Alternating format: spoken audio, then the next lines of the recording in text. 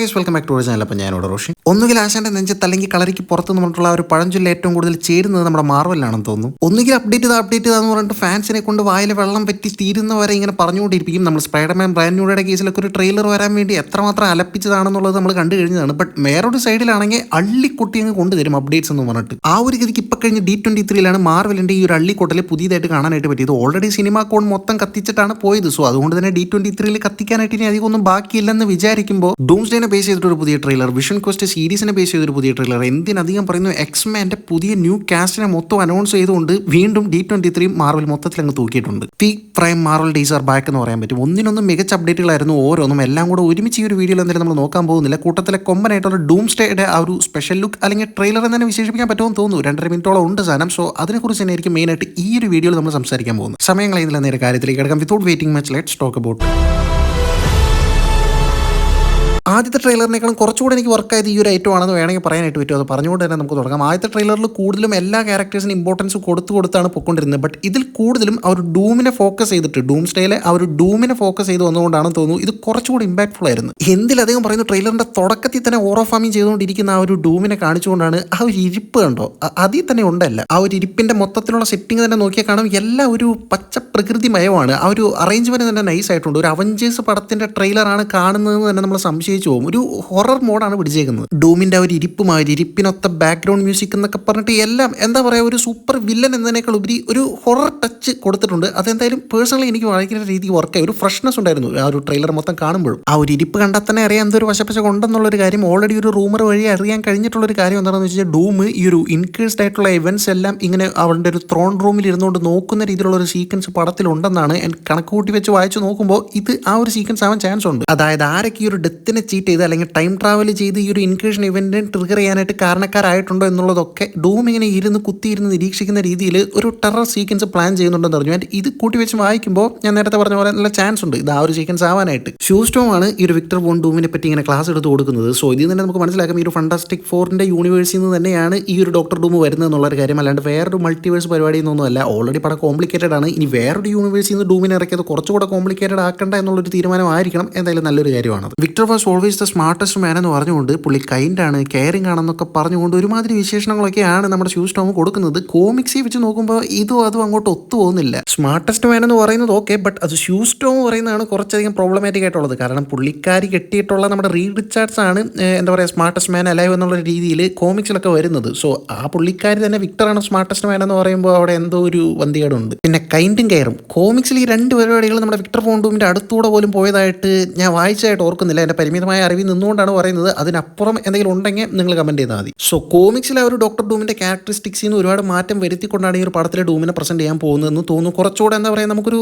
എംപത്തറ്റിക്കലി connect ചെയ്യാൻ പറ്റുന്ന രീതിയിൽ ഒരു ഇമോഷണൽ പരിപാടിയൊക്കെ കൊടുക്കുന്ന രീതിയിലായിരിക്കും ഡൂമിന്റെ ആ ഒരു സ്റ്റോറി ലൈൻ പോകാൻ പോകുന്നതെന്ന് തോന്നുന്നു. അത് ഏതൊരു രീതിക്കാണ് വരാൻ പോകുന്നത് എന്നുള്ളത് കണ്ട് തന്നെ മനസ്സിലാക്കേണ്ടി വരും. ഷൂസ്റ്റോമിന്റെ ഈ ഒരു കഥ ബാക്കി കൂടെ പോകെ തന്നെ നമ്മൾ ഡൂമിൻ്റെതായിട്ട് കാണുന്ന സീക്വൻസ് എന്ന് പറഞ്ഞു കഴിഞ്ഞാൽ പുള്ളി ഒരു വലിയൊരു പോർട്രേറ്റിൽ നോക്കി ഇങ്ങനെ വിഷാദഭാവത്തിൽ നിൽക്കുന്ന രീതിക്കുള്ള ഒരു സീക്വൻസ് ആണ്. ഓൾറെഡി ഒരു ഡൂംസ്ഡേനെ ബേസ് ചെയ്ത് വന്നിട്ടുള്ള ഒരു പോസ്റ്ററിൽ നമ്മൾ ഈ ഒരു സീക്വൻസിന്റെ ഒരു ഭാഗം കണ്ടതായിരുന്നു. ആ ഒരു പോർട്രേറ്റിൽ ഒരു അമ്മയും മോനെയും ആണ് സ്പെസിഫൈ ചെയ്ത് കാണിക്കുന്നത്. ഇത് ഡൂമിന്റെ അമ്മയും ഡൂമും ആണോ അതോ ഡൂമിന്റെ വൈഫും ഡൂമിന്റെ മോനും ആണോ എന്നുള്ളൊരു കാര്യത്തിൽ കൃത്യമായ ധാരണയില്ല. ബട്ട് മേ ബി പോസിബിളി ഇത് ഡൂമിന്റെ വൈഫ് ആവാനാണ് ചാൻസ്. ടൈമിനോട് കളിച്ച് ഇൻക്രീഷൻ ഇവന്റ്സിന് കോസ് ആയിട്ടുള്ള ആ ഒരു സൂപ്പർ ഹീറോസിന്റെ പരിപാടികൾ കാരണം ഈ ഒരു ഡൂമിന് ഈ ഒരു യൂണിവേഴ്സിൽ പുള്ളിക്കാരന്റെ വൈഫിനെയും മോനെയും നഷ്ടപ്പെട്ട് കണ്ടിരിക്കാം. അതിന്റെ ഒരു റിഗ്രറ്റ് ആണ് പുള്ളിയുടെ ആ ഒരു കണ്ണിൽ തന്നെ കാണാനായിട്ട് പറ്റും. ആ ഒരു റേജ്, കണ്ണിലെ റേജിന്റെ കാര്യം പറഞ്ഞപ്പോഴാണ് ഈ ഒരു പടത്തിൽ ഓൾമോസ്റ്റ് ഒരു 80% ഭാഗവും നമ്മുടെ റോബർട്ട് ഡോണി ജൂനിയർ ഈ ഒരു മാസ്ക്ഡ് ഫേസ് ആയിട്ടാണ് വരാൻ പോകുന്നത് എന്നുള്ളൊരു കാര്യം ഓൾറെഡി ഞാൻ പറഞ്ഞിട്ടുണ്ടായിരുന്നു. നിങ്ങൾ അറിഞ്ഞും കാണണം. സോ ആ ഒരു ഇതിനെ ശരിവെക്കുന്ന രീതിയിലാണ് ഇതുവരെ ഡൂംസ്ഡേയുടെ ആ ഒരു അപ്ഡേറ്റ്സ് ആയിട്ട് വന്നിട്ടുള്ള എല്ലാ പോസ്റ്ററിലും ട്രെയിലറിലും പരിപാടികളും എല്ലാം നമ്മുടെ RDJ മാസ്ക്ഡ് ആണ്. സോ മേ ബി എനിക്ക് തോന്നുന്നു ആ ഒരു മാസ്ക് മാറ്റി RDJയുടെ ആ ഒരു ഫേസ് റിവീൽ നമ്മൾ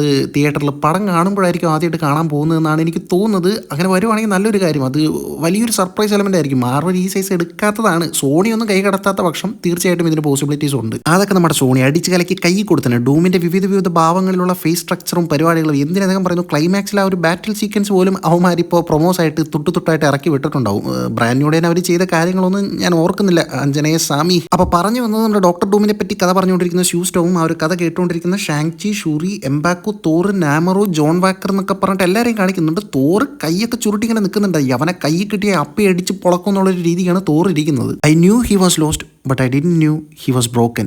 എജ്ജാതി കിടിലൻ ഡയലോഗാണ്. റൂസോ ബ്രദേഴ്സ് വേറെ ലെവലായിട്ടുണ്ട്. അവൻ എന്തൊക്കെയോ നഷ്ടപ്പെട്ടു എന്നുള്ളൊരു കാര്യം എനിക്ക് ഓൾറെഡി അറിയാമായിരുന്നു. ബട്ട് അത് അവനെ എത്രമാത്രം മാറ്റിക്കളഞ്ഞു അല്ലെങ്കിൽ തകർത്ത് കളഞ്ഞു എന്നുള്ളൊരു കാര്യം എനിക്ക് അറിയാമായിരുന്നില്ല എന്നുള്ളതാണ് ഷൂസ്റ്റോം പറയുന്നത്. സോ ഇതിൽ നിന്നൊക്കെ മനസ്സിലാക്കേണ്ടത് എന്തോ കാര്യമായിട്ടൊരു പണി പണിയിട്ടുണ്ട് ഡൂം ഇവർക്ക് എല്ലാവർക്കും കൂടെ. അതിൻ്റെ ഒരു ആഫ്റ്റർ എഫക്ട്സിലാണ് ഈ കാര്യങ്ങളൊക്കെ നടക്കുന്നത്. സോ ഡൂമിന് നമ്മൾ പടത്തിൽ ആദ്യം കാണുമ്പോൾ ഡൂം ഒരു നല്ലവനായ ഉണ്ണിയായിട്ട് തന്നെയായിരിക്കാം വരുന്നത്. ഈ അവഞ്ചേഴ്സിനും എക്സ്മാനും ഒക്കെ ഹെൽപ്പ് ചെയ്യുന്ന രീതിയിൽ ഈ ഒരു ഇൻക്രീഷൻ ഇവന്റ് തടുക്കാൻ വരുന്ന രീതിയിലൊക്കെ ആയിരിക്കാം പ്രസന്റ് ചെയ്യപ്പെടുന്നത്. അതിനുശേഷമായിരിക്കും ഡൂമാണ് ഇതിന്റെ മാസ്റ്റർ ബ്രെയിൻ എന്നോ അല്ലെങ്കിൽ പുള്ളി ചെയ്ത കാര്യങ്ങളൊക്കെ റിവീൽ ആവുന്നത്. അതിനുശേഷമായിരിക്കും ഷൂസ്റ്റോമിന്റെ ഈ ഒരു ഡൂം ക്ലാസ് നടക്കുന്നത്. നശിച്ചുകൊണ്ടിരിക്കുന്ന ഒരു സിറ്റിയെ കാണിക്കുന്നുണ്ട്. ഈ ഒരു സിറ്റിയെ എത്ര വട്ടം സൂം ചെയ്ത് പോസ് ചെയ്തൊക്കെ നോക്കിയിട്ടും അത്ര പരിചിതമായിട്ടുള്ളൊരു സിറ്റി ആയിട്ട് തോന്നുന്നില്ല. നമ്മൾ അവഞ്ചേഴ്സ് ടവർ പരിപാടികളോ ഒന്നും തന്നെ കാണുന്നില്ല. സോ നമ്മൾ ഇതുവരെ അധികം കണ്ട് പരിചയിക്കാത്ത ഒരു സിറ്റി എന്നുള്ളൊരു നിലയ്ക്ക് മൊത്തത്തിൽ അതിൻ്റെ ഒരു ഫേസ് സ്ട്രക്ചറും പരിപാടികളും ആ ഒരു സിറ്റിനെ പറ്റി നോക്കുമ്പോൾ ഒരു പഴയ മോഡൽ വൈബാണ് അടിക്കുന്നത്. സോ മേ ബി നമ്മുടെ ടോബി മെഗറിന്റെ സാം റൈമി സ്പൈഡർമാൻ യൂണിവേഴ്സ് ആവാനായിട്ടുള്ള നല്ല രീതിയിലുള്ള ഒരു ചാൻസ് ഉണ്ട്. ആ ഒരു സിറ്റി കാണിക്കുന്ന ആ ഒരു ഷോട്ടായാലും എന്തോ ആ ഒരു സിറ്റിയിലോട്ട് വന്ന് പതിക്കുന്ന രീതിയിൽ എന്തോ കാര്യമായിട്ട് വന്ന് അടിക്കുന്ന രീതിയിലുള്ള ഒരു രീതിയിലാണ് ആ ഒരു ഷോട്ടും സ്ട്രക്ചർ ചെയ്തിരിക്കുന്നത്. സോ എക്സ്മാൻ യൂണിവേഴ്സിന്റെ ആ ഒരു പ്ലാനറ്റ് നമ്മുടെ ടോബി മെഗർ യൂണിവേഴ്സുമായിട്ടുള്ള ആ ഒരു ഇൻക്വേഷൻ എവന്റിന്റെ ആ ഒരു ഷോട്ടാണെന്നുള്ള ഒരു രീതിയിൽ ആ ഒരു ഷോട്ടിനെ കാണുമ്പോൾ എനിക്ക് തോന്നുന്നുണ്ട്. ഞാൻ കുറച്ച് അതിൽ കടന്ന് ചിന്തിക്കുന്നതിന്റെ പ്രശ്നമാണോ എന്നറിയത്തില്ല, ബട്ട് എനിക്കങ്ങനെ തോന്നുന്നുണ്ട്. പടത്തിന്റെ തുടക്കം തന്നെ വൂൾവറിൻ, ഡെഡ്പൂൾ ആൻഡ് ഈ ഒരു സ്പൈഡർമാൻ തമ്മിലുള്ള ആ ഒരു ഫൈറ്റ് സീക്വൻസിൽ തുടങ്ങുന്നതുകൊണ്ടുള്ള ആ ഒരു ക്രേസി തിയറിയെ ശരിവെക്കുന്ന രീതിയിൽ സാക്ഷാൽ ഹ്യൂഗ് ജാക്മാനും ഡെഡ്പൂളും തന്നെ ഈ ഒരു D23 വന്നിട്ടുണ്ടായിരുന്നു. ഐ മീൻ സ്ക്രീനിൽ പ്രത്യക്ഷപ്പെട്ടിട്ടുണ്ടായിരുന്നു. ആൻഡ് ഹ്യൂഗ് ജാക്മാനും ചോദിക്കുന്നുണ്ടായിരുന്നു ഞങ്ങളെയും കൂടെ ഈ ഒരു പടത്തിലങ്ങ് കയറ്റിക്കൂടെ എന്നുള്ളൊരു രീതിക്ക് ഒരു ഫൺ എവന്റ് രീതിയിൽ പോകുന്നുണ്ടായിരുന്നു ഒരു സീക്വൻസ്. അതിന് ഡെഡ്പൂളും നീയും സ്പൈഡർമാനും തമ്മിലുള്ള ഒരു ഫൈറ്റ് സീക്വൻസ് പ്ലാൻ ചെയ്യുന്നുണ്ടല്ലോ എന്നുള്ള രീതിക്കൊക്കെ ഡെഡ്പൂളും കൊണകൊണകൊണാന്ന് പറഞ്ഞിട്ട് ഇങ്ങനെ അടിക്കുന്നുണ്ടായിരുന്നു. ആദ്യത്തെ ആ ഒരു കോമിക്കോൺ ഇവന്റിൽ ഡെഡ്പൂളും ഇപ്പൊ ഹ്യൂഗ് ജാക്മാനും ഒരുമിച്ച് വന്ന രീതിക്ക് എനിക്ക് തോന്നുന്നു തീർച്ചയായിട്ടും ഈ ഒരു പടത്തിൽ ഉണ്ടാവും എന്നുള്ളത് തന്നെയാണ്. അല്ലാണ്ട് ജസ്റ്റ് ഒരു പ്രൊമോഷന് മാത്രം ഇവരിങ്ങനെ കൊണ്ടുവരേണ്ട ആവശ്യം എനിക്ക് തോന്നുന്നില്ല. ഒന്ന് ആലോചിച്ച് നോക്ക്, ഹ്യൂഗ് ജാക്മാന്റെ വൂൾവറിനും നമ്മുടെ ടോബി മെഗറിന്റെ സ്പൈഡർമാനും ഒരേ സ്ക്രീൻ ഷെയർ ചെയ്ത് ഫൈറ്റ് ചെയ്യുന്ന രീതിയിലുള്ള ഒരു സീക്വൻസ് ഇത് നമ്മുടെ ലിസ്റ്റിലേ ഉണ്ടാവാത്തൊരു കാര്യമായിരുന്നു. കറക്റ്റ് മീറ്റർ ഈ സാധനം ഡെലിവർ ചെയ്ത മാർവൽ ചുമ്മാ തീയായിരിക്കും സ്ക്രീനിൽ. അതിനുശേഷം റീഡ് റിച്ചാർഡ്സ് വിക്ടർ വോൺ ഡൂമിനെ നോക്കിക്കൊണ്ട്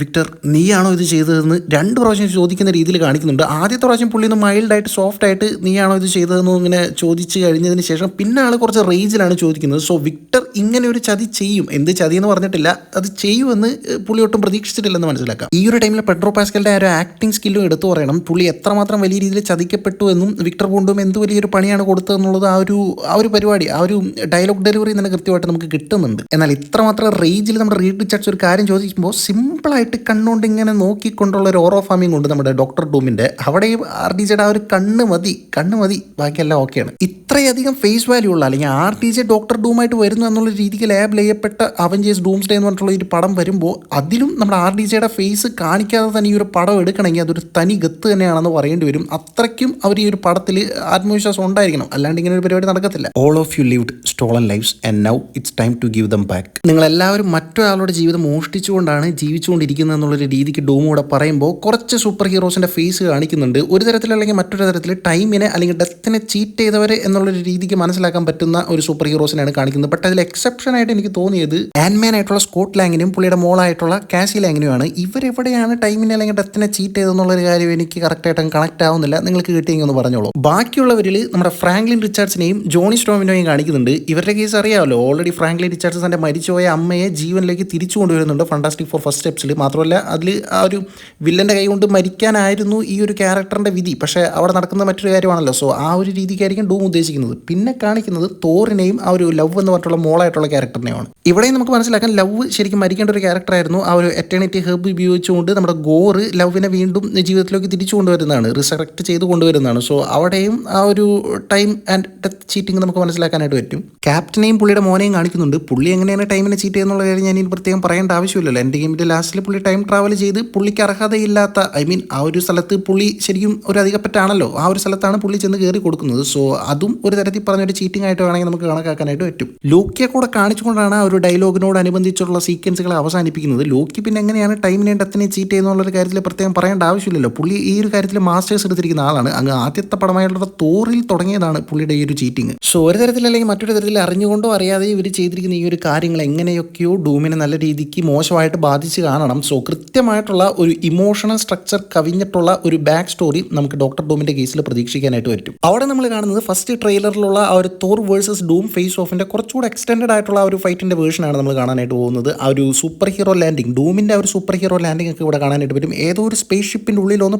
പറന്നടിച്ച് വന്ന് നിൽക്കുന്ന രീതിയിലാണ് അവിടെ ഡൂമിനെ കാണിക്കുന്നത്. നീ മരിക്കുന്നതിന് മുമ്പ് ഞാൻ നിന്നെ നരകം കാണിക്കും എന്നുള്ളൊരു രീതിക്കുള്ള ഒരു ഡയലോഗ് നമ്മുടെ തോറ് പറയുമ്പോൾ നരകം തന്നെ ഞാൻ പറയുന്ന ആടാ കേൾക്കുക, ഞാനാണ് ഡോക്ടർ ഡൂം എന്നുള്ളൊരു രീതിക്ക് ഒരു coldest dialogue of the MCU എന്ന രീതിക്ക് പറയാൻ പറ്റുന്ന രീതിയിലുള്ള ഒരു ഡയലോഗ് നമ്മുടെ ഡോക്ടർ ഡൂമും തിരിച്ചു പറയുന്നു. അതും പറഞ്ഞുകൊണ്ട് പുള്ളി ഫസ്റ്റ് തന്നെ തോറിന് അടിച്ച് വീക്കുവാണ്. ആ ഒരു സമയത്ത് നിങ്ങൾ ശ്രദ്ധിച്ച് നോക്കിക്കഴിഞ്ഞാൽ ഒരു പച്ച കളർ ലൈറ്റിങ്ങിനോടൊപ്പം ചെറുതായിട്ടൊരു ബ്ലാക്ക് കളർ കൂടെ വരുന്ന രീതിക്ക് കാണാം. സോ മേ ബി ഇവിടെ നമ്മുടെ ഡോക്ടർ ഡൂം ബ്ലാക്ക് മാജിക്കും കൂടെ യൂസ് ചെയ്യുന്നുണ്ടെന്നുള്ള രീതിയാണ് എനിക്ക് തോന്നുന്നത്. അത് കുറച്ചുകൂടെ ഡോക്ടർ ഡൂമിൻ്റെ ആ ഒരു ക്യാരക്ടറിനെ കുറച്ചുകൂടെ ഡാർക്ക് ആക്കാനും സഹായിക്കും. ആൻഡ് അറ്റ് ലാസ്റ്റ് മുഷ്ടി ചുരുട്ടി നിലത്ത് ആഞ്ഞൊരു ഇടി അങ്ങ് ഇടിച്ചിട്ട് ഈ ഒരു നരകം തന്നെ ഞാൻ പറയുന്നതാണ് കേൾക്കുന്നതെന്ന് പറയുമ്പോൾ അതിനെ ശരിവെക്കുന്ന രീതിയിൽ ആ ഒരു സെന്റിനൽസ് ഓൾറെഡി അവഞ്ചേഴ്സും എക്സ്മാനും കഷ്ടപ്പെട്ട് പണിയെടുത്ത് കൊന്നു കളഞ്ഞ ആ ഒരു സെന്റിനൽസ് എല്ലാം വീണ്ടും റിസറക്ട് ചെയ്ത് നരകത്തിൽ നിന്ന് ലിറ്ററലി എഴുന്നേറ്റ് വരുന്ന രീതിയിൽ ആ ഒരു സീക്വൻസ് പോകുന്നുണ്ട്. അങ്ങനെ ഉയർത്തെഴുന്നേറ്റിരിക്കുന്ന ഡൂമിൻ്റെ ആ ഒരു സെന്റിനൽസിന്റെ മുമ്പിൽ നിന്നുകൊണ്ട് ഡൂം ഇങ്ങനെ രണ്ട് കൈയും വിരിച്ച് നിൽക്കുന്ന രീതിയിലാണ് ഒരു ട്രെയിലറിന്റെ എൻഡിങ് വരുന്നത്. ആ ഒരു സീക്വൻസ് ഒക്കെ നോക്കിയാൽ മനസ്സിലാവും ടിപ്പിക്കലി നമുക്കൊരു സൂപ്പർ ഹീറോ പടമാണ് ഇത് എന്നുള്ളൊരു രീതിക്ക് ഒരു മൈൻഡ് എവിടെയും പോകുന്നില്ല. ഒരു ഹൊറർ മൂഡിലാണ് ഡൂമിനെ മൊത്തത്തിൽ